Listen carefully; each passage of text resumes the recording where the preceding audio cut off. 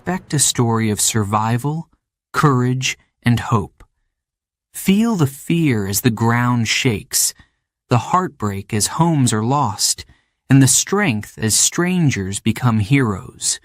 Stay with us, because by the end, you'll know what it truly means to rebuild and never forget. Chapter 1. The City of Dreams. San Francisco in 1906. It was a city of noise, movement, and ambition. The sun rose over the bay, casting its golden light on the hills, the rooftops, and the docks where fishermen were already at work. The smell of salt, fish, and fresh bread filled the air. People woke early. They had dreams to chase. On Market Street, the heart of the city, streetcars clanged on their tracks. Horses pulled heavy wagons loaded with crates of fruit, barrels of wine, and stacks of newspapers. "Morning edition," shouted a boy, waving a newspaper in the air. Businessmen in suits and hats rushed past him. They barely noticed the headlines. Life in San Francisco moved fast. Immigrants were everywhere. Italians sold fresh tomatoes and olives in the markets. Chinese workers carried heavy baskets on their shoulders, delivering vegetables to restaurants. Irish construction workers built new homes, their hammers echoing through the narrow streets. Everyone had a role. Everyone had a dream. At the harbor, sailors unloaded goods from ships that had traveled across the Pacific Ocean. They brought silk, spices, and tea from Asia. Crowds gathered to watch the ships, marveling at the cargo. San Francisco was growing, expanding its reach across the world. But the city wasn't just about work. It had charm, elegance, and entertainment. Musicians played violins on street corners. Men in bowler hats laughed as they walked past shops selling fine clothes and jewelry. The famous Palace Hotel stood tall, its grand ballroom ready to host another evening of luxury and dancing. Inside, wealthy guests dined on oysters and champagne. Outside, factory workers grabbed a quick sandwich before returning to work. The rich and poor lived side by side, each carving out their own piece of the city. Theaters on Market Street buzzed with energy. Actors rehearsed their lines, and singers practiced their songs. Children pressed their noses against windows, staring at posters advertising the latest plays. The city's nightlife promised excitement and escape. But underneath the lively streets, something dark and dangerous waited. Hidden beneath the cobblestones and the grand mansions on Nob Hill, the earth was restless. Nobody could see it. Nobody could hear it. Yet the ground occasionally shifted, small tremors that most people ignored. Just another quake, some would say, shrugging it off. In California, tremors were normal. Why worry? The city stood strong, built on determination and dreams. But there were whispers among the older residents. The ground doesn't feel right, an old fisherman told his son. His wrinkled hands shook slightly. Something's coming. But no one wanted to believe it. Why should they? The city was alive, growing more beautiful and powerful each day. Streetcar tracks stretched farther. Factories opened new doors. schools filled with children whose parents had traveled across oceans for a better life. The future seemed bright. On warm evenings, families gathered in parks. Fathers played catch with their sons. Mothers sat on benches, sharing stories about the past. Many had come from places far away: Italy, Ireland, China. They had survived hardships and hoped San Francisco would be the place where their children thrived. They looked at the glittering city and felt hope. But hope wasn't enough to change nature. Beneath the surface, the tension built. Every crack in the earth pulled tighter, waiting for the moment to snap. But on this particular day, the people of San Francisco didn't worry. The city sparkled in the sunlight. Its streets were full of life. Merchants called out to customers, and friends gathered at cafes. Nobody suspected that their world would soon be shaken. Not yet. For now, San Francisco was the city of dreams, a place where anything felt possible. But the earth had its own plans. Chapter 2. A Warning Beneath Our Feet. For weeks, something stirred beneath San Francisco's streets. The ground hummed softly, like a distant drumbeat. Most people barely noticed.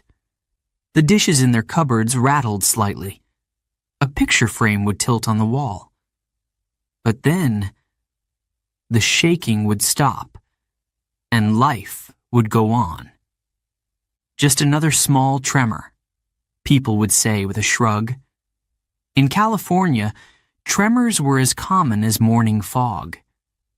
Children would giggle when the floor beneath them wobbled. Bakers in their kitchens paused for only a second before kneading their dough again. No one was concerned. But others, those who paid close attention, felt uneasy. They noticed things that didn't feel right. The air, thick and heavy, had a strange stillness. Birds, usually noisy at dawn, were quieter. Dogs barked for no reason. Some refused to enter certain buildings. People whispered about animals acting strangely, but no one took it seriously.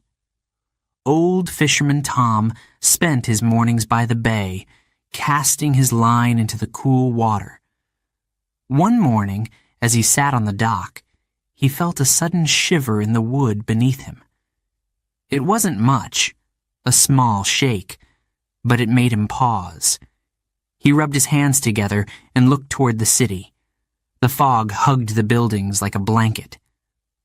"Something's wrong," he muttered. His friend laughed. "Tom, it's just the usual. This is San Francisco." But Tom shook his head. He had lived here for over 40 years. He knew the rhythm of the city, and this felt different. In Chinatown, shopkeeper Mrs. Lee swept the floor of her small grocery store. As she pushed the broom across the wooden floor, she noticed the jars on the shelves tremble. "Strange," she whispered, stopping to listen. The room went silent for a moment. She sighed and continued sweeping, but her mind couldn't forget the vibration beneath her feet. She thought of the stories her grandmother used to tell, stories about the earth's anger. "When the ground talks," her grandmother would say, "listen." On the other side of town, in a small schoolhouse, a group of children sat at wooden desks practicing their writing. Suddenly, the floor beneath them wobbled, causing their pencils to roll. The teacher, Miss Evelyn, smiled. "Don't worry," she said, trying to keep the room calm. It's only a little shake. Finish your sentences." But even as she spoke, her fingers tapped nervously on the desk. She couldn't help but glance toward the window, her eyes scanning the horizon. For some, the tremors were more than just annoying. They were warnings. But what could they do? Who would listen? Mayor Eugene Schmitz, the city's leader, received reports about the small earthquakes. He brushed them aside. "We're fine," he said confidently. "We've seen worse. San Francisco is built to last." But beneath the city, deep underground, the earth was shifting. Rocks that had been locked together for years began to grind and press. The tension grew stronger every day, like a tightly wound spring waiting to snap. Scientists would later call this the movement of the San Andreas Fault, but back then, very few understood what was happening below. People carried on with their lives. Street vendors sold roasted peanuts and fresh oranges. Miners from nearby towns brought gold to the city banks. Women shopped for dresses in Union Square. But for those who sensed the warning signs, the uneasiness never left. One evening, as the sun dipped behind the hills, casting the city in a soft orange glow, a young couple walked along the beach. Their bare feet sank into the cool sand. They laughed and held hands, unaware of what lay ahead. But as they walked back toward the city, they noticed something odd. The waves lapped against the shore in a strange rhythm. Slower, softer, as if the ocean itself held its breath. In the heart of the city, gas lamps flickered to life. The streets began to quiet as people returned home. Windows were shut, doors locked, and lights dimmed. But as San Francisco slept, the earth didn't rest. It kept shifting, groaning, preparing. The small tremors grew stronger, though most wouldn't notice until it was too late. Mrs. Lee, lying in her bed, couldn't sleep that night. She stared at the ceiling, listening to the silence around her. "Why does the air feel so heavy?" she whispered. She thought of her grandmother's voice again. "When the ground talks, listen." A few blocks away, old Tom tossed and turned in his cot near the dock. His fishing nets hung neatly on the wall, but his mind was tangled. He dreamed of giant waves crashing against the shore, of boats being tossed like toys in a bathtub. When he woke, he wiped the sweat from his brow and looked out the window. The water was calm. Too calm. In the distance, far below the city's surface, the tension reached its peak. The rocks that had held firm for so long were on the verge of release. The final warning had already passed, but no one knew it. Not yet. Morning was only a few hours away, and so was disaster. Chapter 3. Before the Dawn. April 18th, 1906. The city slept under a blanket of mist. The air was cool, damp, and still. No wind stirred the trees. No sound broke the quiet except for the gentle splash of water against the docks. San Francisco's harbor was calm, as if the sea itself had drifted into a dream.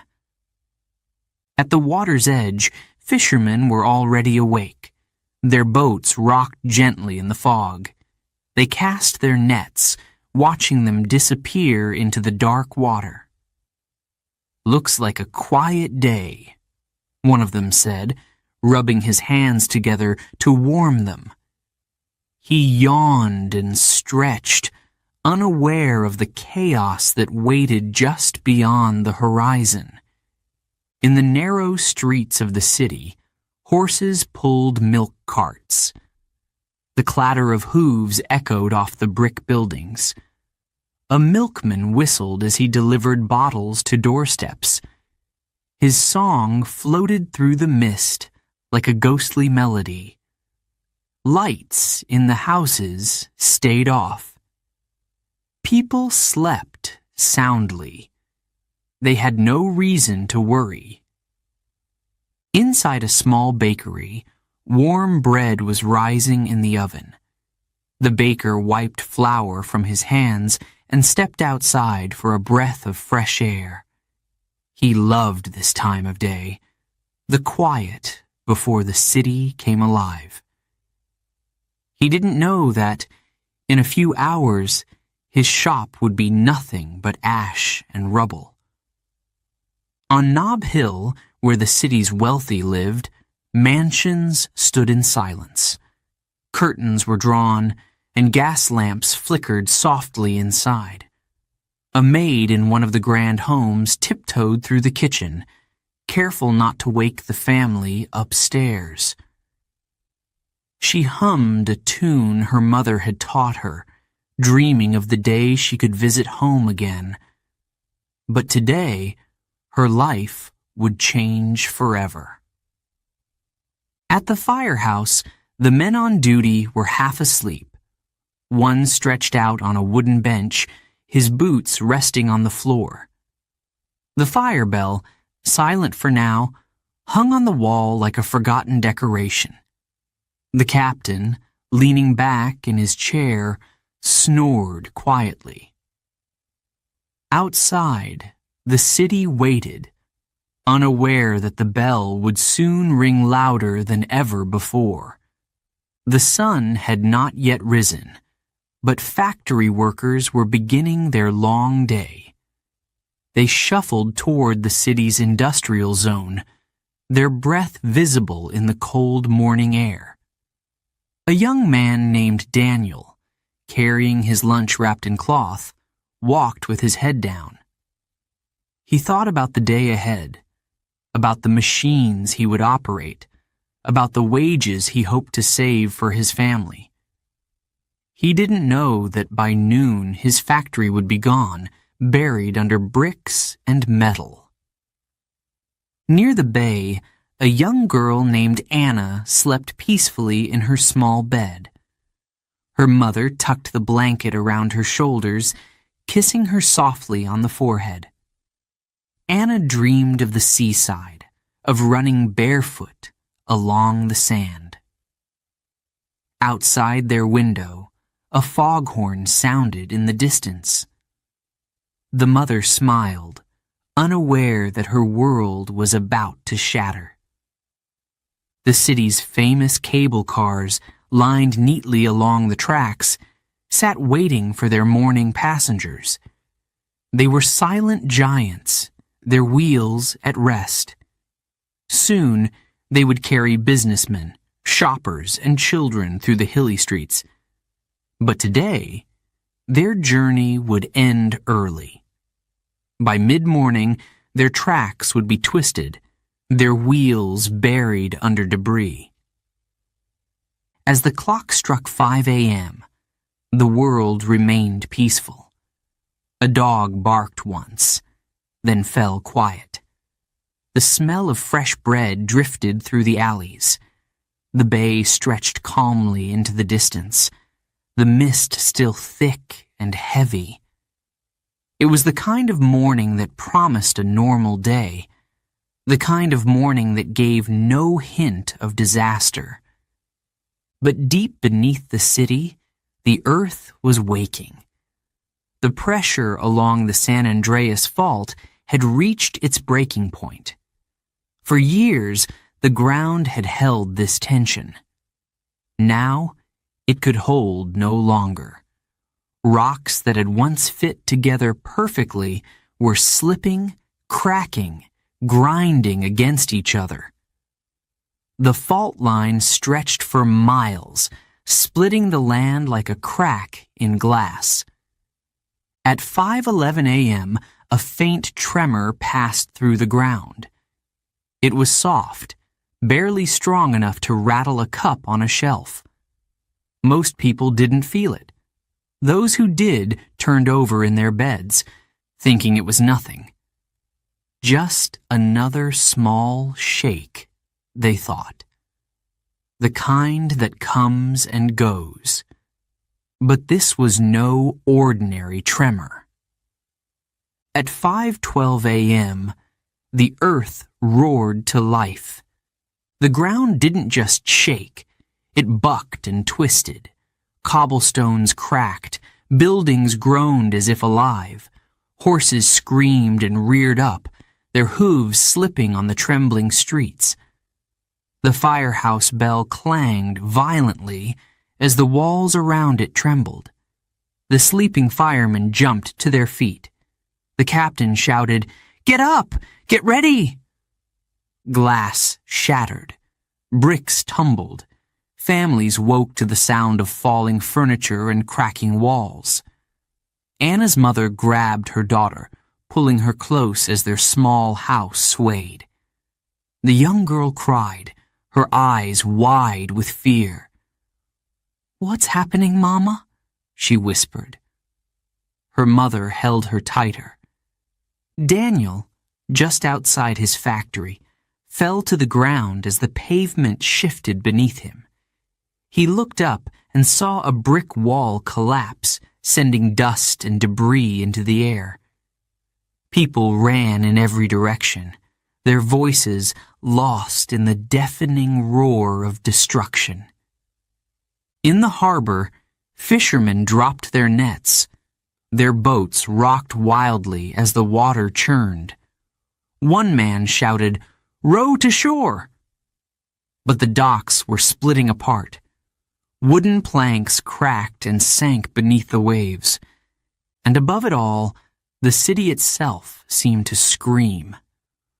Roofs caved in. Chimneys collapsed.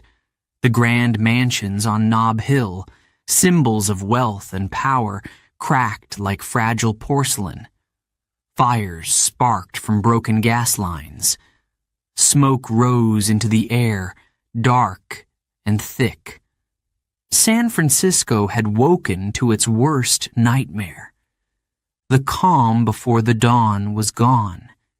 And now, the battle to survive had begun. Chapter 4. The Earth Awakens. At 5:12 a.m., it began. The ground shuddered violently, as if some giant beast had awakened from a deep sleep. The noise was deafening, roaring like thunder, crashing like waves against cliffs. The earth twisted, cracked, and groaned under the strain. Streets that were once smooth now buckled and broke. Cobblestones shot into the air like thrown dice. On Market Street, a streetcar tipped to one side, its wheels squealing as they slid off the rails. The conductor gripped the handrail tightly. His face turned pale as glass windows shattered around him. "Hold on!" he shouted. Passengers screamed, their bodies thrown against the walls. In Chinatown, shopkeeper Mrs. Lee was thrown to the floor. Her shelves collapsed, spilling jars of rice and tea across the room. Pots clanged, bottles smashed, and the smell of soy sauce filled the air. She crawled under a table, covering her head as the walls trembled. "Stop. Please stop," she whispered, her voice shaking. But the earth didn't listen. On Nob Hill, the grand mansions of the wealthy trembled like fragile toys. A crystal chandelier in one home swayed wildly before crashing to the floor, its delicate pieces scattering like raindrops. The residents, dressed in silk nightgowns and robes, ran from their bedrooms. "Get outside! Now!" shouted one man, grabbing his wife's hand as the floor beneath them cracked. In a small wooden house near the docks, little Anna clung to her mother's neck. The walls around them groaned like an old ship in a storm. The wooden beams creaked as if they would snap at any moment. Anna sobbed. "Mama, I'm scared." Her mother held her tightly, whispering, "It's going to be okay, my love. Just hold on." But even she wasn't sure if they would make it out alive. Meanwhile, down by the harbor, the fishermen struggled to control their boats. The calm water had turned violent, tossing their boats like leaves in the wind. The docks split apart, wooden planks rising and falling with the motion of the quake. One fisherman fell into the churning water, gasping for air as his friends pulled him back into the boat. "Row to shore!" someone shouted, but the shoreline itself was breaking apart. In the city's factories, machines rattled and collapsed. Gears clanged, steam pipes burst, and sparks lit up the dim spaces. Workers ran for the exits, pushing through falling debris. Daniel, who had just arrived at the factory, was knocked off his feet as the floor shifted beneath him. He crawled toward the door, coughing as dust filled his lungs. When he looked back, he saw the roof cave in, burying the machines under piles of bricks and steel. His heart pounded. He had barely made it out. The firehouse was in chaos. The fire bell, once a symbol of order, now clanged wildly, uncontrolled.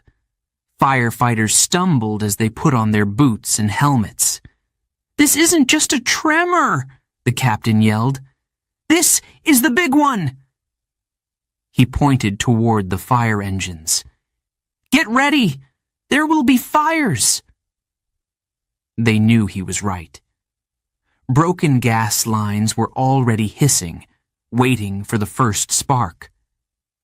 Gas lamps exploded in the streets, sending fire shooting into the air. Smoke rose in dark, heavy clouds. Flames danced across rooftops, leaping from building to building. The city's wooden structures, dry from the warm spring air, became easy fuel for the firestorm. People ran through the streets, dodging falling bricks and burning debris. Some carried their children. Others dragged blankets filled with whatever belongings they could grab. An older man with a cane limped down the street, coughing from the smoke. A stranger ran to his side, throwing the man's arm over his shoulder. "Come on, sir. We have to get you out of here." The old man nodded, tears streaming down his face. Behind them, his home collapsed in a cloud of dust. The clock tower in the city center, once a symbol of time and order, stopped ticking. Its face cracked, its hands frozen at 5:14 a.m., just 2 minutes after the quake began. But in those 2 minutes, the city had changed forever.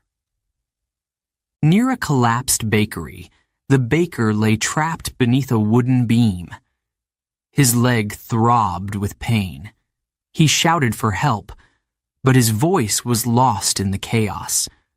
Flames flickered dangerously close to him. Just when he thought all hope was gone, 2 young men appeared. They lifted the beam and pulled him free.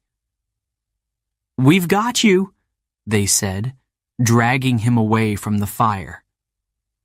As the shaking finally stopped, a heavy silence fell over the city. But it wasn't the peaceful silence of dawn. It was the silence of shock. People stood in the streets, covered in dust, staring at the destruction around them. Some cried.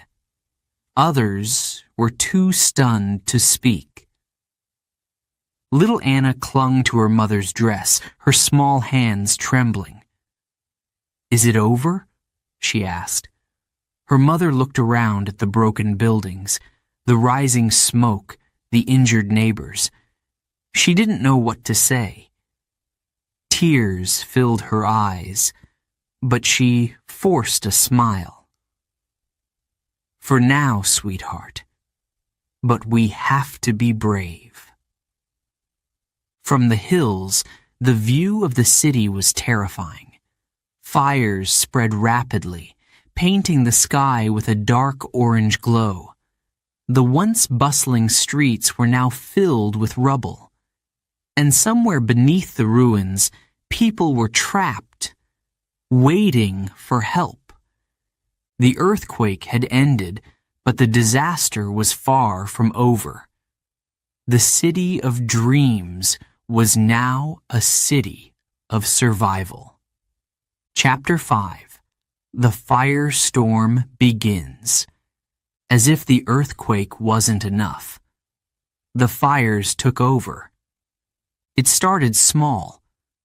Sparks leapt from broken gas pipes, dancing in the air. One spark landed on a pile of fallen wood. Another found a curtain, torn and hanging from a shattered window. Within seconds, the fabric burst into flames. The fire crawled up the walls like a hungry animal. In moments, it reached the roof and exploded outward. Smoke filled the sky. "Fire!" someone shouted, their voice echoing down the street. People turned to look, their eyes wide with fear. They had barely escaped the earthquake. Now they had to escape again. On Market Street, flames jumped from one building to the next. Broken windows and crumbling walls made it easy for the fire to spread. A store filled with fabric and clothes became a furnace. The fire swallowed it whole, sending black smoke pouring into the street. Men, women, and children ran, coughing and covering their faces with their sleeves. A mother pulled her two sons close, shouting, "Don't stop! Keep going!" Behind them, a building collapsed in a shower of sparks. The fire roared louder than the screams of the fleeing crowd. At the firehouse, the bell rang continuously. The firefighters, covered in dust from the quake, were already exhausted. But they didn't stop. They raced toward the fires with hoses and axes, their faces set with determination. Captain James wiped the sweat from his brow as he shouted orders. "Over there! Block that street! Don't let the fire spread past this point." But it was spreading faster than they could fight it. Broken water mains from the earthquake meant many hydrants were dry. The firefighters connected their hoses, but only a trickle of water came out. One man kicked the ground in frustration. "We need more water!" he yelled. But the city's lifeline had been cut. In Chinatown, the flames consumed everything in their path. Mrs. Lee stood in front of her shop, watching it burn. Tears streamed down her face as she clutched a small wooden box to her chest. Inside were family photos, letters from her mother, and the last of her savings. She had escaped with only this, and her life. A neighbor pulled her arm. "We have to go," he cried. She nodded, her heart breaking as she turned away from everything she'd built. Near the docks, the fire burned through warehouses filled with goods waiting to be shipped. Barrels of oil exploded, sending fireballs into the sky. Fishermen, who had escaped the violent waters during the quake, now watched as the flames consumed the harbor. One man dropped to his knees, his hands shaking. His boat, his only source of income, was gone. As dawn broke, the city was hidden under a thick blanket of smoke. The rising sun turned the sky a dark orange, casting an eerie glow over the destruction. Ash rained down like snow, covering the streets, the rooftops, and the people running for their lives. Anna and her mother stumbled down the hill, their faces dirty with ash and tears. Anna clung to her doll, the only thing she had saved from their home. "Mama, will our house be okay?" she asked, her voice barely above a whisper. Her mother didn't answer. She couldn't. Their house was already gone, swallowed by the flames. But she couldn't tell Anna that. "We'll be fine," she whispered, holding her daughter's hand tightly. Firefighters used dynamite to destroy buildings in the fire's path. The hope was that by removing fuel, the fire would have nothing to burn. The explosions shook the ground, adding to the chaos. But even this desperate tactic didn't work. The wind picked up, carrying embers across the city. New fires ignited wherever the embers landed. On Nob Hill, the grand mansions were now in the fire's path. The rich, who had once watched the destruction from their balconies, now packed their carriages with whatever valuables they could carry. One man, dressed in a silk robe, tried to load paintings into his carriage. A servant tugged his sleeve. "Sir, we have to leave now."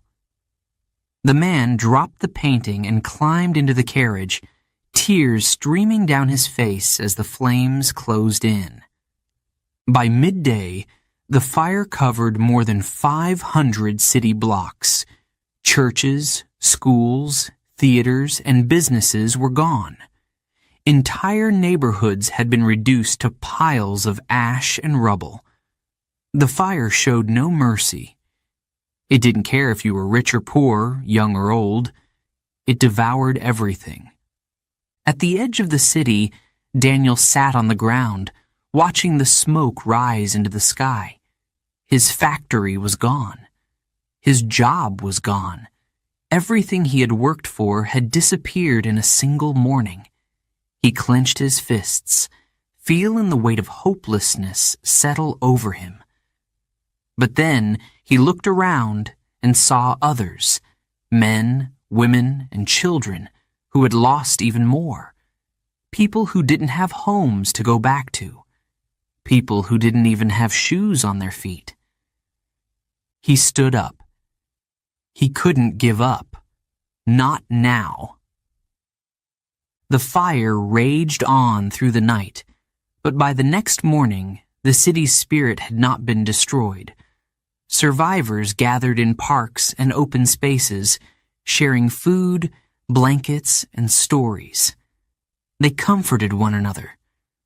Strangers became friends. The fire had taken their homes, but it hadn't taken their will to survive. The firestorm had tested them, but they would fight back, together.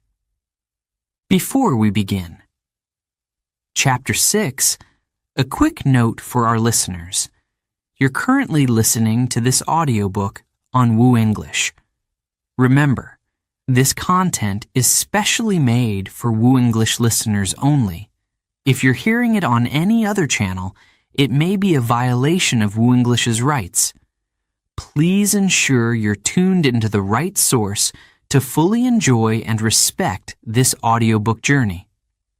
Now, let's continue the story. Chapter 6. A City in Panic. Running feet, crying children, desperate shouts. The streets of San Francisco, once filled with laughter and music, were now filled with chaos. People ran in every direction, pushing past one another. The rich and the poor, the young and the old, all were equal in their fear. Dust covered their faces. Tears streamed down their cheeks. A young woman, barefoot and trembling, carried a baby wrapped in a blanket. The child wailed, its tiny fists clenched in fear. "Hush, my love," the woman whispered, though her own voice shook. Her eyes darted left and right, searching for a place. Any place that felt safe. Behind her, flames leapt from rooftops. Sparks rained down like fireflies. Nearby, a man in a torn suit waved his arms, shouting, "This way! To the park!" His voice was drowned out by the noise of crumbling buildings and panicked cries. He grabbed the hand of an elderly woman struggling to walk. "I'll help you," he said, pulling her along as she stumbled over broken stones. In Union Square, families huddled together on the grass. They clung to one another, some praying, others silent. Children cried, their small hands gripping their mothers' skirts. An old man, sitting alone, stared at the rising smoke, his eyes filled with disbelief. "I built my home with these hands," he murmured, showing his blistered palms. "Now it's gone." At the edge of the park, a boy no older than 10 sat on the ground, clutching a toy horse. He rocked back and forth, whispering, "Papa will find me. Papa will find me." His voice was soft, but his eyes were wide with fear. A kind woman knelt next to him, placing a hand on his shoulder. "We'll find him together," she promised. The docks were no safer. Crowds gathered near the water, hoping to escape by boat. Fishermen tried to steer their vessels through the waves, but the broken harbor made it difficult. A man in a wool coat shouted, "Make room!" "Let the children board first." People pressed against him, desperate to get on. The boat rocked dangerously, nearly tipping into the sea. A horse, wild with fear, bolted down the street, its hooves striking sparks on the cobblestones. Its owner, a young boy, chased after it, screaming its name. "Milo! Milo, come back!" But the horse disappeared into the smoke. The boy collapsed to the ground, sobbing. A passing stranger helped him to his feet. "Come on, son.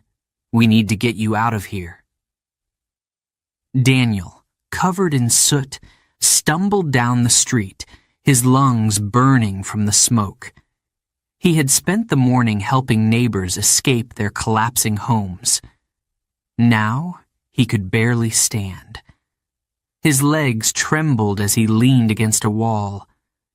But when he saw a woman trapped under a fallen wooden beam, he forced himself forward. "Hold on," he said, coughing. He used all his strength to lift the beam just enough for her to crawl out. She gasped for air, tears streaming down her face. "Thank you," she whispered. Daniel nodded, too exhausted to speak. In the chaos, Acts of kindness flickered like small lights in the dark. A baker handed out loaves of bread to hungry families. A doctor, his hands shaking, bandaged wounds with strips of cloth torn from his own shirt. A group of boys carried buckets of water, though they knew the fires were too large to stop. "We have to try," one of them said. But was anywhere truly safe? Even the open fields had their dangers. Smoke drifted through the air, making it hard to breathe. Ash fell like snow, covering the grass.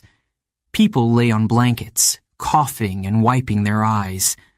Mothers rocked their babies, singing lullabies to calm them. Fathers built makeshift tents from blankets and broken boards. But the fear never left their eyes. Near the mission district, Anna sat with her mother under a tree. The doll she had clung to was gone, lost during the escape. She sniffled, resting her head on her mother's lap. "When will we go home, Mama?" she asked softly.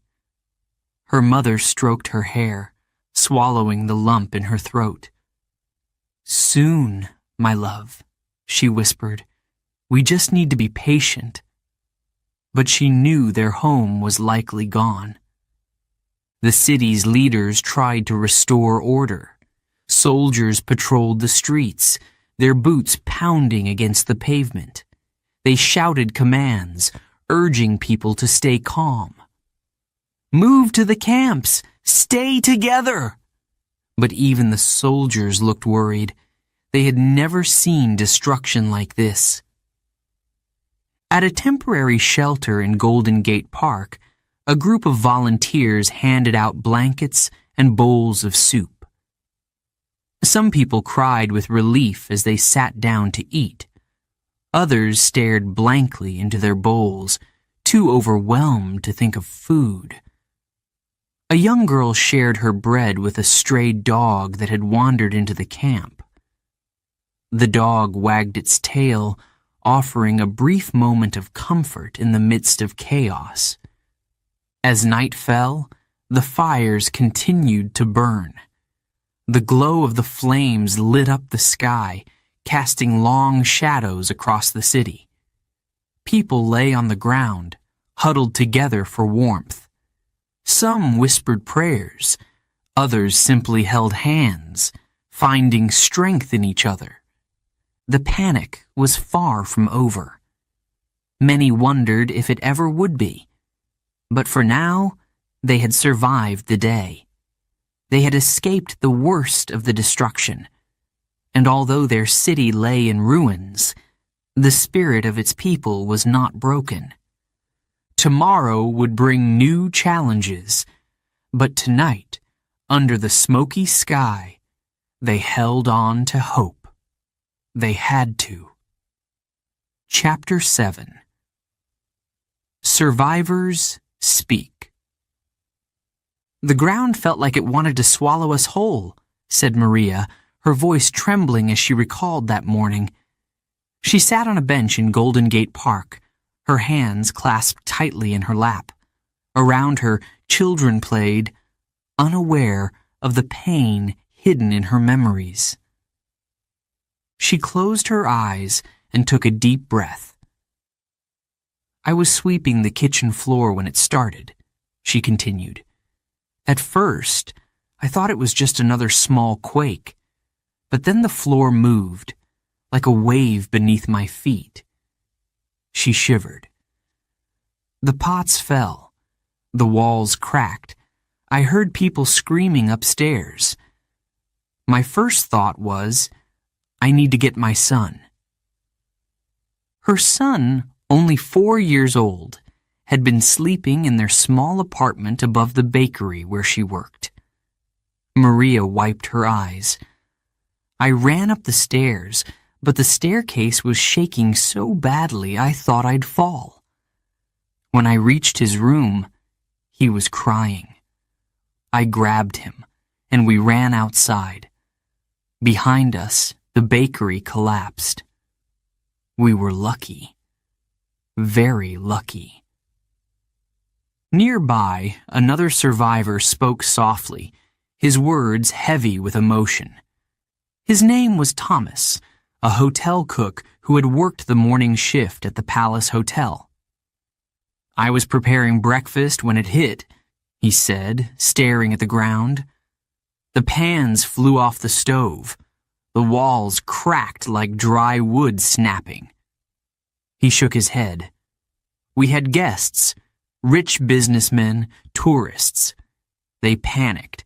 Some ran for the exits, others hid under tables. The floor beneath me buckled. I thought we were done for." But Thomas didn't give up. He pointed to a scar on his arm.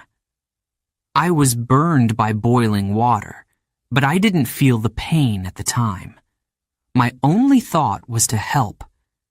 I pulled people from under tables, guided them through the smoke-filled halls. One woman couldn't walk.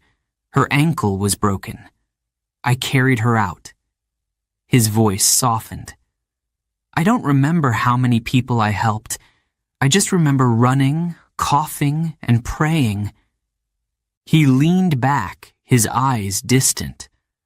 "The hotel burned down. Everything gone. But we lived. That's what matters." Then there was Mr. Patel, a shopkeeper from Chinatown.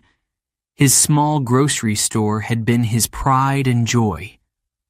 "I came to San Francisco with nothing but hope," he said. "I built my business from scratch. My wife and I worked day and night." He paused, staring at his hands. "In minutes, it was all destroyed. The walls fell. The roof caved in. Shelves of rice, flour, and tea were buried under bricks." But even as the earth crumbled, his first thought wasn't the store. It was his family. "I couldn't find them," he said, his voice cracking. "I searched the streets, calling their names. I was terrified. My wife, my 2 daughters. I didn't know if they were alive." Hours passed before he finally found them in a temporary camp near the docks. His wife held their youngest daughter in her arms, their older daughter sitting beside her, crying. "We lost everything," he said, "but seeing them alive, it was like being given another chance." Then there was Lucy, a 12-year-old girl who had become a hero in her neighborhood. "We were in our house when it started," she said, sitting cross-legged on the grass, her hair tied back in a messy ponytail. "The walls shook so hard, I thought the roof would fall on us." Her little brother, only 6 years old, had been playing with his toys when the shaking began. "He was frozen," she said. "He didn't move. He just sat there crying." Lucy took action. She grabbed his hand and pulled him toward the door. Our neighbor, Mrs. Jenkins, was stuck. She couldn't get out of her house because the door frame had collapsed. Lucy bit her lip. "I don't know how, but I found a piece of wood and used it to pry the door open." She was crying, saying she couldn't move, but I kept telling her, "You can do it, just one step at a time." Lucy's bravery didn't end there. Once they were outside, she noticed flames spreading toward another house. "There was a dog trapped inside," she said. "I heard it barking. Without thinking, I ran back in and opened the door. The dog bolted out, and I ran after it." She laughed nervously. Looking back, it was probably dangerous, but I didn't think about that at the time. I just knew I had to help. Her neighborhood later called her the little hero. But Lucy didn't see it that way. "I was scared," she said, "really scared. But I knew that if I didn't do something, people could get hurt." The survivors shared these stories quietly, their voices carrying both pain and pride. They had lost homes, businesses, memories, but they had saved lives, helped strangers, and found strength they never knew they had. As the sun set over the city, casting its golden glow on the ruins, Maria spoke again. "We survived," she said softly. "We have scars, yes, but we are still here." She looked at the other survivors and smiled faintly. "We will rebuild. We will start over." And in that moment, under the smoky sky, they all knew one thing. The city may have fallen, but its spirit had not. Chapter 8. The Aftershock. Just when they thought it was over, the morning had been filled with chaos. Families escaped the fires, carrying only what they could. The ground had stopped shaking, and people believed they had survived the worst. They gathered in camps, huddled under blankets, in parks, on hills, and by the waterfront. The air smelled of smoke and ash, but there was hope in their eyes. Until the aftershock came. It hit without warning. The earth groaned, and then it jolted violently. Mothers screamed as they clutched their children. Fathers, who had stood strong moments before, fell to their knees. The tremor was short, but its power was deadly. Anna, still holding her mother's hand, cried out as the ground shifted beneath her feet. She stumbled, scraping her knee on the rocky ground. "Mama!" she sobbed. Her mother scooped her up, holding her close. "I've got you," she whispered, though her voice was shaking. Across the city, buildings that had barely survived the first quake now crumbled. A church steeple, cracked and leaning, gave way. It toppled to the ground, sending clouds of dust into the sky. People ran from the debris, coughing and shouting. The bells, once used to call worshippers to prayer, clanged one last time before falling silent. In the camps, fear spread like wildfire. Tents collapsed as the ground beneath them twisted. "Not again!" someone cried. A woman, holding a baby in her arms, fell to the ground as the tremor threw her off balance. A man rushed to her side, helping her to her feet.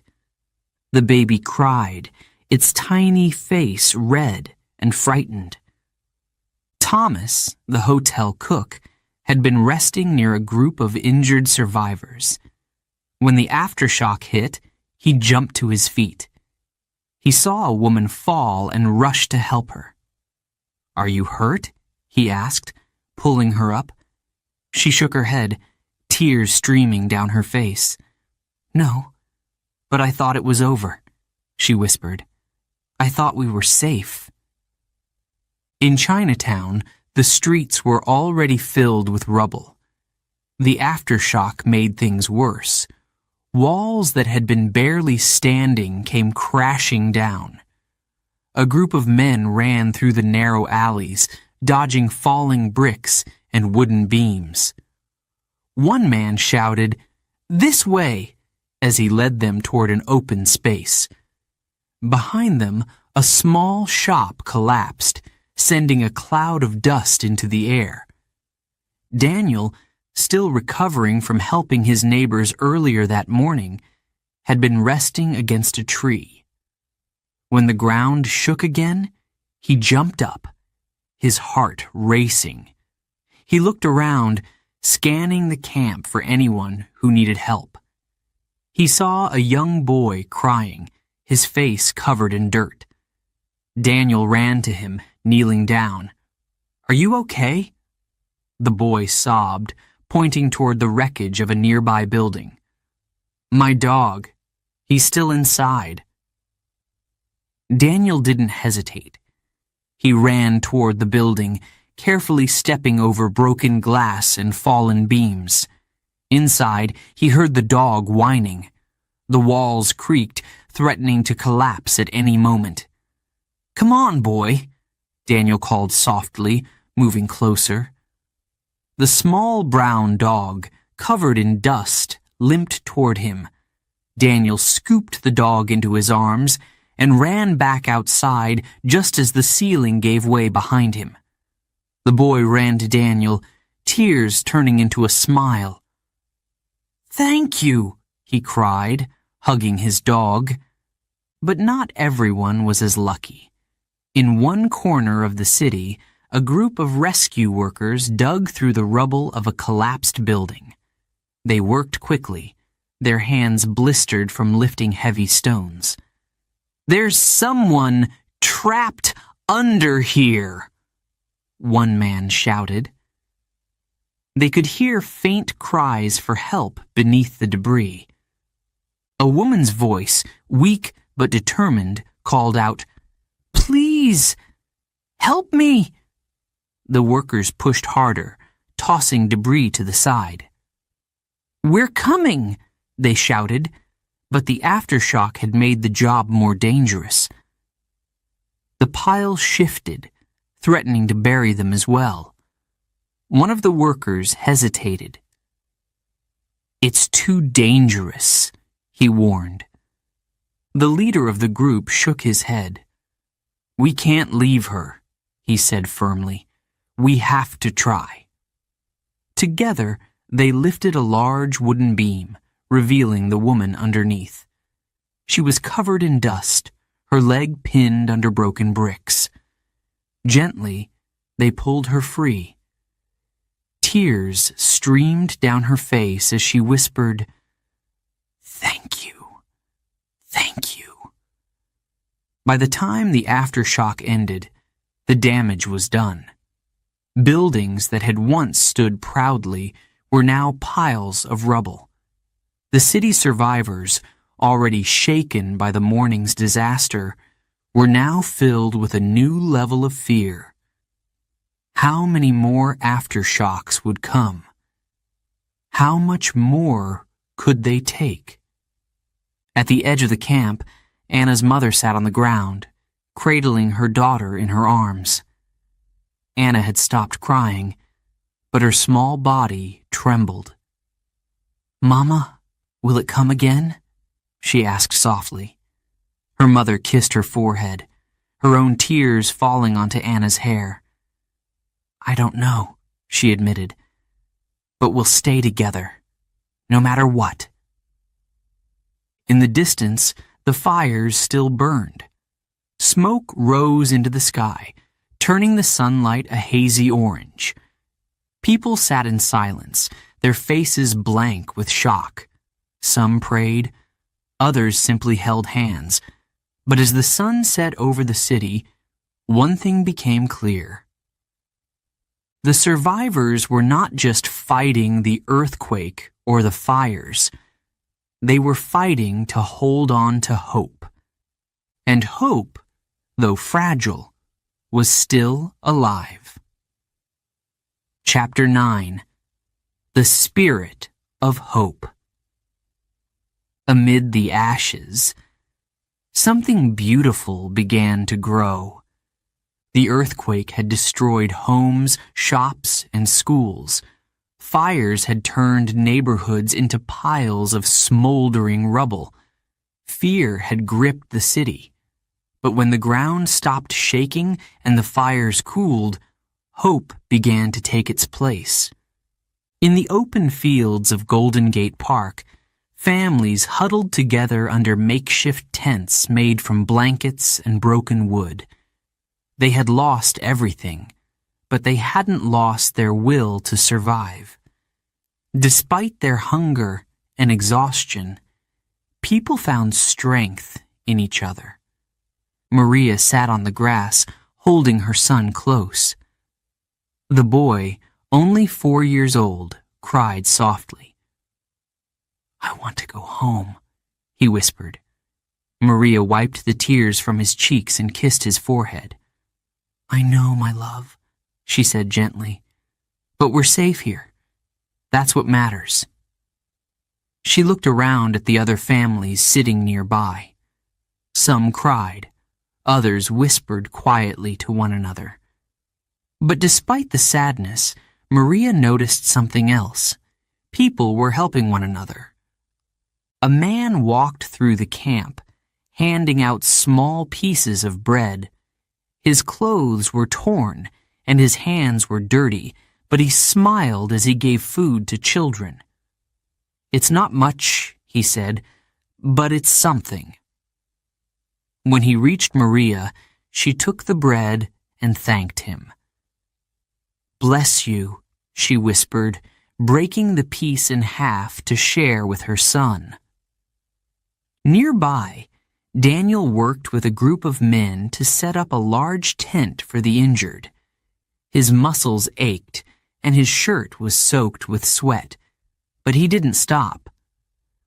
"Over here," someone shouted, waving him over to help lift a wooden pole. Together, they secured the tent and began laying blankets on the ground. Inside, doctors and nurses worked tirelessly. They bandaged wounds, treated burns, and comforted the frightened. One doctor, his eyes heavy with exhaustion, knelt next to a young girl with a broken arm. "Does it hurt, sweetie?" he asked softly. She nodded, tears streaming down her face. He smiled gently and said, "You're very brave. We'll fix you up." He worked quickly, wrapping her arm in a makeshift cast.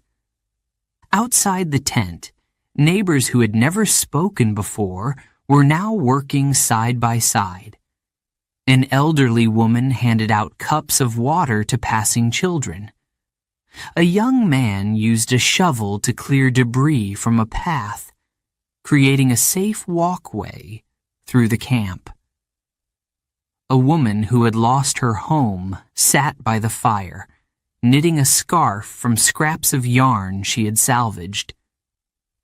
"It keeps my hands busy," she explained to those watching her. "And maybe someone will need it when the nights get colder."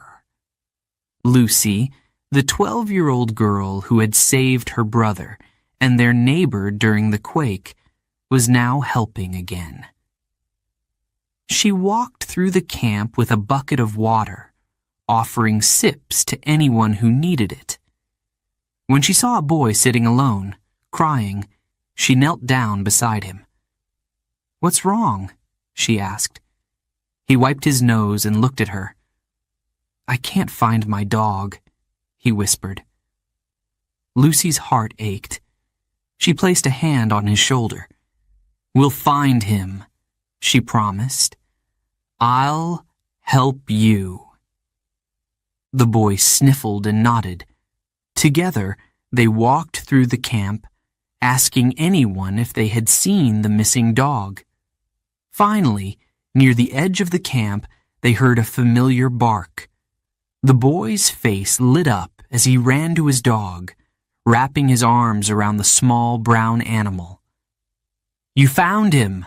he cried, looking back at Lucy with a wide smile. "Thank you." Acts of kindness spread like ripples in a pond. People who had lost everything gave what little they could. A man who had saved a bag of rice shared it with his neighbors. A woman who had found a crate of apples handed them out to hungry children. Laughter, though rare, began to return to the camp. As night fell, The survivors gathered around fires for warmth, the glow of the flames reflected in their tired eyes. Some shared stories about their homes, their families, and their memories of better times. Others sang softly, their voices blending with the crackling fire.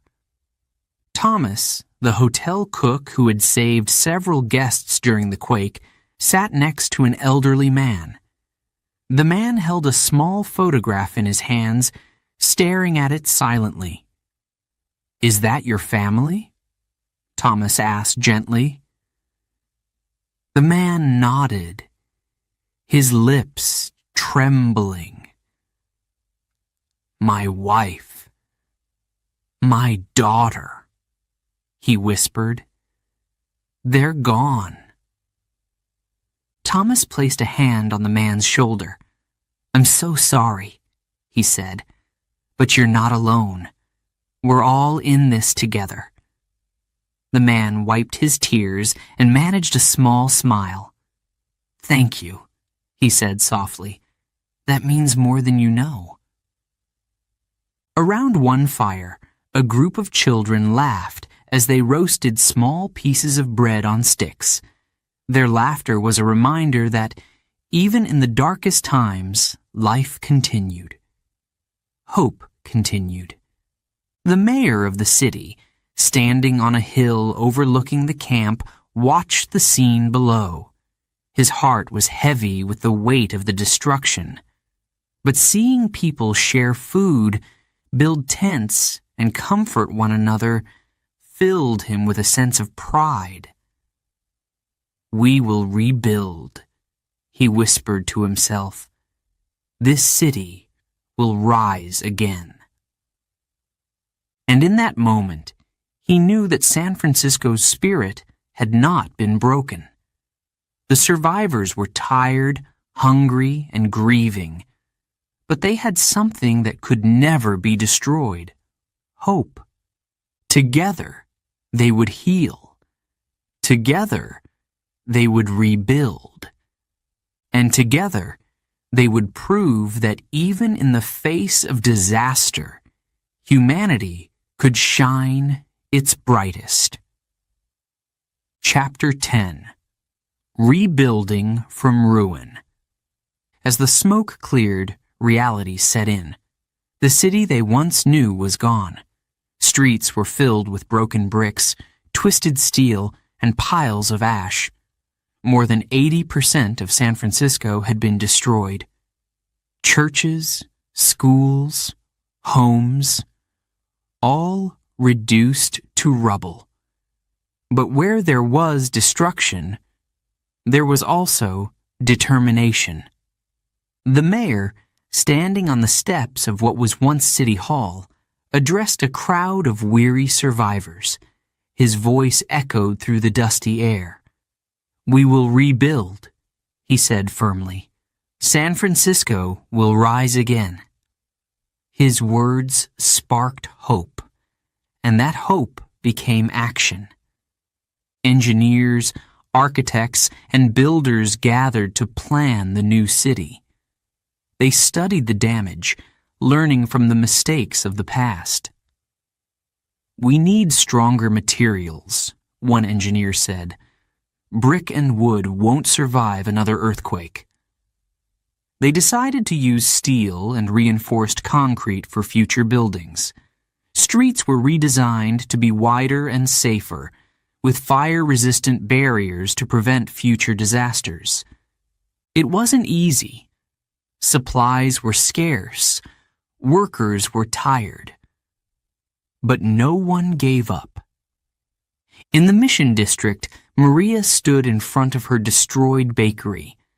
She could still see where the oven had been, though it was now buried under broken wood and shattered glass. Her son tugged on her dress. "Can we fix it, Mama?" he asked softly. Maria knelt down, placing her hands on his small shoulders. "Yes," she whispered, her eyes filled with tears. "We will fix it. It will take time, but we will bake bread here again." She wasn't alone. Neighbors worked side by side, clearing debris from the streets. Men lifted heavy beams while women swept away ash. Children helped carry buckets of broken bricks to dump sites. Every small act of labor felt like a step toward healing. Daniel joined a team of volunteers who rebuilt homes. His hands were blistered and his muscles ached, but he didn't stop. "Every nail we hammer brings us closer to normal," he said as he helped raise a new wooden frame. He had lost his factory job, but that didn't matter now. The city needed him, and he was ready to help. One day, as he worked on a roof, he spotted Lucy walking by with her brother. She waved and smiled. "You're doing a great job up there," she shouted. Daniel grinned. "Thanks, Lucy. How's your new home?" Lucy beamed with pride. "It's small, but it's ours," she said. After the earthquake, her family had lived in a tent for weeks. But with the community's help, they had built a small wooden house. "My brother has his own room now," she added with a laugh. "He says it's better than the old house." At Golden Gate Park, where thousands of people had once camped, the tents began to disappear. As families moved back into their homes, or what remained of them, parks and streets slowly returned to life. Children played games in the open spaces, their laughter filling the air once more. Vendors returned, selling fresh fruit, flowers, and hot coffee. Not all the changes were visible. People had changed too. They had learned to depend on one another. Neighbors who had once been strangers were now friends. They shared food, tools, and advice. "We couldn't have made it without each other," said Mr. Patel, the shopkeeper from Chinatown. His grocery store had been rebuilt with donations and the help of volunteers. "I lost everything," he said, "but I gained a family." The city's leaders didn't just want to rebuild. They wanted to make San Francisco stronger than ever. New building codes were put in place to ensure that future structures could withstand earthquakes. Architects designed taller buildings using steel frames, creating the first modern skyscrapers in the city. The skyline began to change, symbolizing a new era of growth and innovation. One morning, Thomas, the hotel cook, walked past the site of the Palace Hotel. The grand building had burned to the ground, but construction workers were already laying the foundation for a new hotel. Thomas smiled to himself. "Someday, I'll cook here again," he whispered. "And it will be better than before." By the end of the year, progress was everywhere. Factories reopened. Streetcars once again rolled through the city. New homes, shops, and schools appeared where ruins had once stood. There was still much to do, but the spirit of the people kept the momentum going. On the one-year anniversary of the earthquake, a large gathering was held in the city center. Survivors, workers, and city leaders came together to reflect on the journey they had taken. Maria brought fresh bread from her rebuilt bakery and handed it out to the crowd. Daniel stood proudly next to a house he had helped rebuild. Lucy, holding her brother's hand, looked up at the new skyline and smiled. A man stood on a makeshift stage reading a list of names, those who had lost their lives. Tears filled many eyes, But there was also pride. They had honored the memories of the fallen by rebuilding their home. As the sun set over the city, casting a golden glow on the new buildings, people held hands and sang. The song was one of hope, strength, and unity. It was a promise to keep moving forward. San Francisco had been broken, but it had healed. The scars of the disaster would remain, but so would the lessons learned. Steel beams now stood where weak walls had fallen. Friendships formed in the chaos had become unbreakable bonds. The city had risen again, stronger, wiser, and ready for whatever came next. Chapter 11. The Forgotten Voices. Not everyone had a voice in the rebuilding. As new buildings rose and the city began to hum with life once more, some stories were left untold. These were the stories of the workers, the immigrants, the poor, and the laborers who rebuilt San Francisco brick by brick. Their hands lifted the walls, but their voices were rarely heard. In Chinatown, Mr. Lee stood with a shovel in his hands. His back ached, and his fingers were raw from digging. He wiped the sweat from his brow, leaving a streak of dirt across his forehead. Around him, other Chinese workers cleared debris from the streets, filling carts with broken bricks and splintered wood. "We do the dirty work," Mr. Lee said, pausing for breath, "but no one will thank us." The Chinese community had suffered greatly. Their homes were destroyed, and many businesses were gone. When the city's leaders made plans to rebuild, Chinatown was almost erased from the map. Some officials wanted to move the Chinese residents to the outskirts of the city, far from the new downtown. But the community resisted. "This is our home," said Mrs. Lee, standing proudly in front of her damaged shop. "We've worked too hard to be pushed out." They fought for their place, and they won. Slowly, Chinatown came back to life. But it wasn't easy. Men like Mr. Lee worked long hours for little pay. They carried heavy stones, mixed cement, and built the city's walls while sleeping in small, crowded tents. Despite the hardships, they didn't stop. "We're building more than buildings," Mr. Lee said quietly.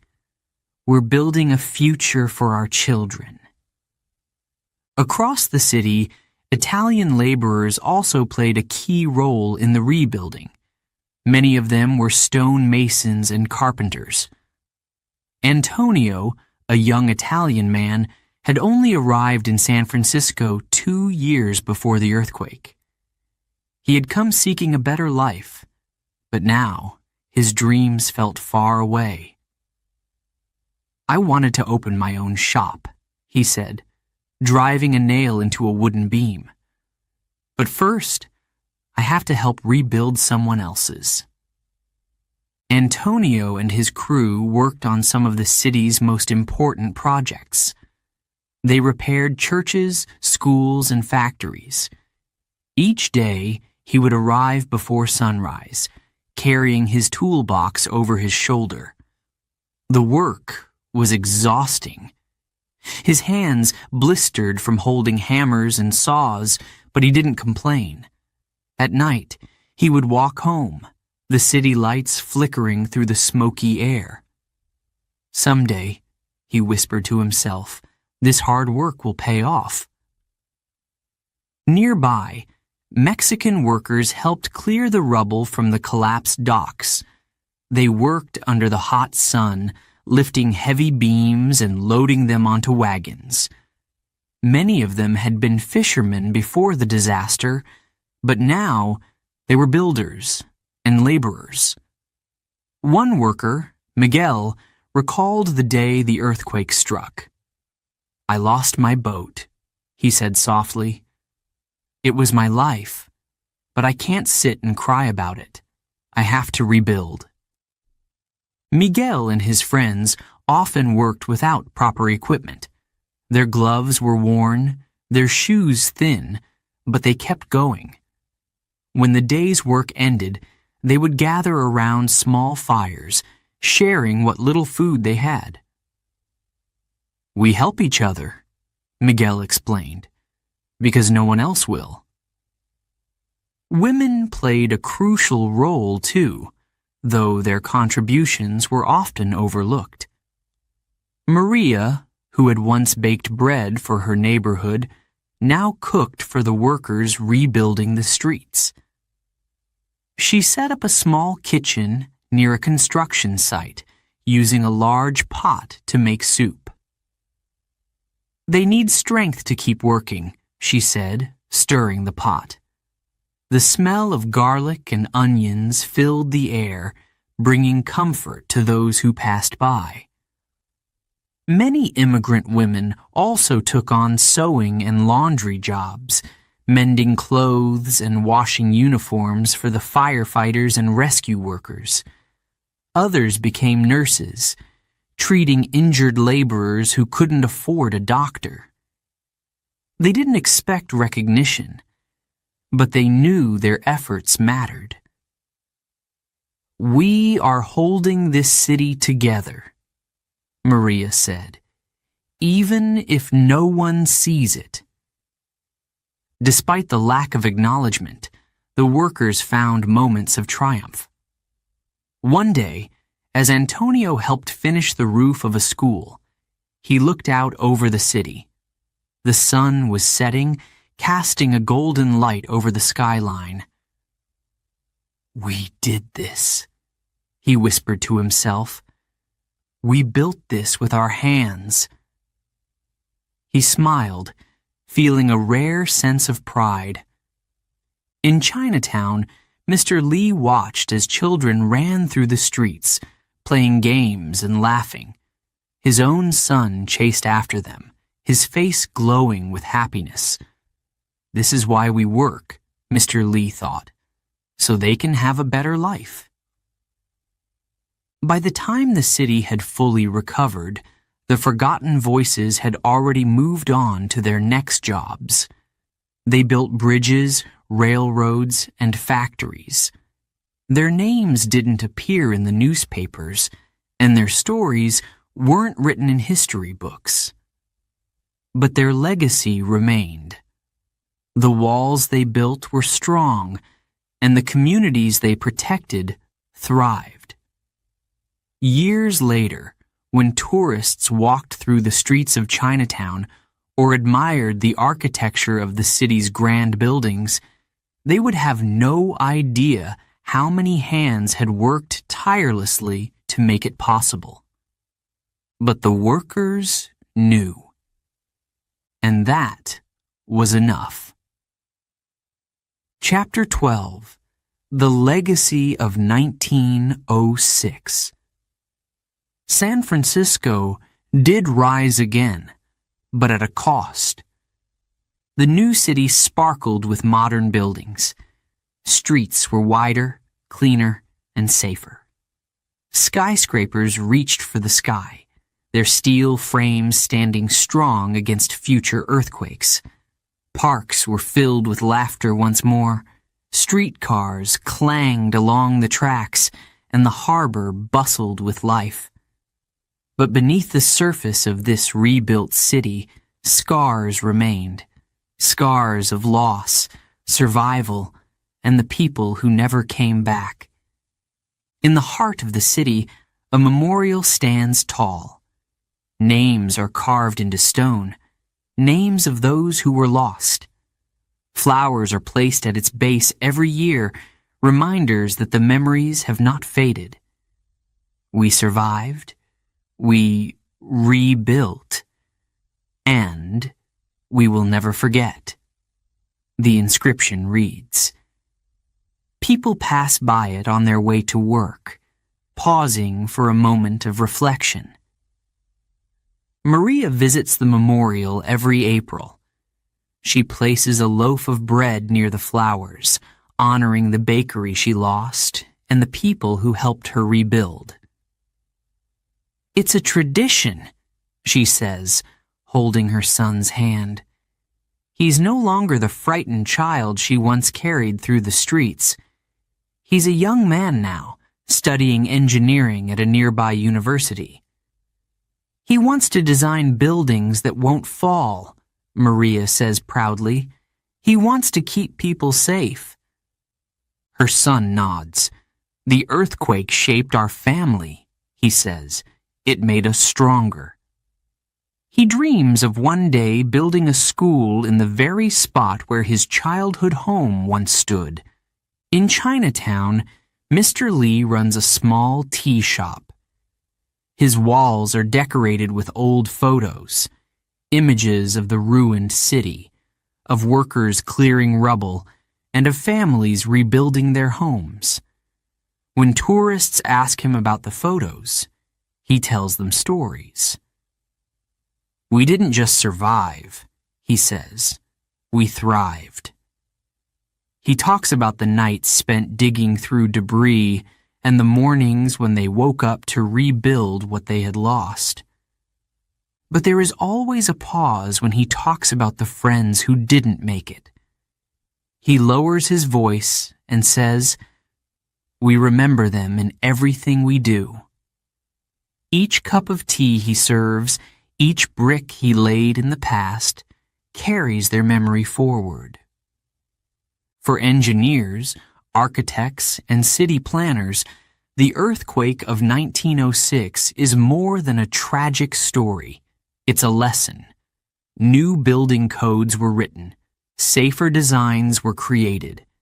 Engineers studied the damage and vowed to never let it happen again.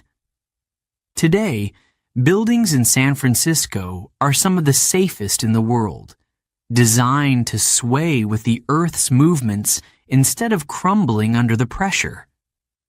Daniel, now a skilled builder, works on modern skyscrapers. He still remembers the day he pulled people from the wreckage and helped construct temporary shelters. Back then, we built with what we had, he says. Now, we build with knowledge. He points to a towering building made of steel and glass. That building can survive an earthquake.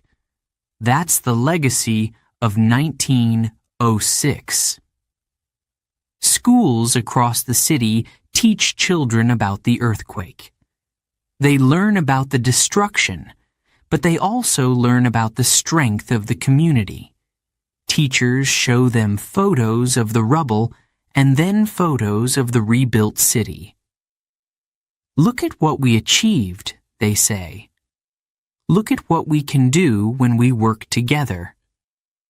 Lucy, once the young girl who saved her brother and their neighbor, is now a teacher herself. She tells her students her story, the fear, the bravery, and the moments of kindness that kept her going. I was your age when it happened, she says, looking into their curious faces. And I learned that even the smallest act of courage can make a difference. Her students sit silently, absorbing her words. Then one boy raises his hand. Were you scared? He asks. Lucy smiles softly. Very scared, she admits. But courage isn't about not being scared. It's about helping others, even when you are. The legacy of 1906 lives not just in the city's buildings, but in its people. It lives in the volunteers who help after disasters, in the architects who design safer structures, and in the families who pass down stories of survival. Every April, the city holds a commemoration. Survivors, their children, and grandchildren gather at the memorial. They hold hands and bow their heads in silence, remembering the fallen. Some bring flowers. Others bring notes, placing them gently on the ground. "Thank you for your strength," one note reads. "We will honor your memory by living with courage." The city also honors the workers whose hands rebuilt San Francisco. Streets are named after them. Plaques mark the spots where they worked, and museums tell their stories. "Without them, none of this would be here," says a tour guide, pointing to the skyline. They are the foundation of everything we see today. But even as the city moves forward, it never forgets. One evening, as the sun sets over the bay, casting its golden light on the water, a man stands at the top of Nob Hill. He looks out at the city below. The glow of streetlights, the hum of life, and the towering buildings fill him with pride. This is his home. It was broken, but they put it back together. And it is stronger than ever. As he walks down the hill, he passes the memorial. He pauses, running his fingers over the engraved names. "We survived. We rebuilt. And we will never forget," he reads aloud. His voice is soft, but in the quiet evening air, it carries far. And in that moment, the city, once again, feels alive.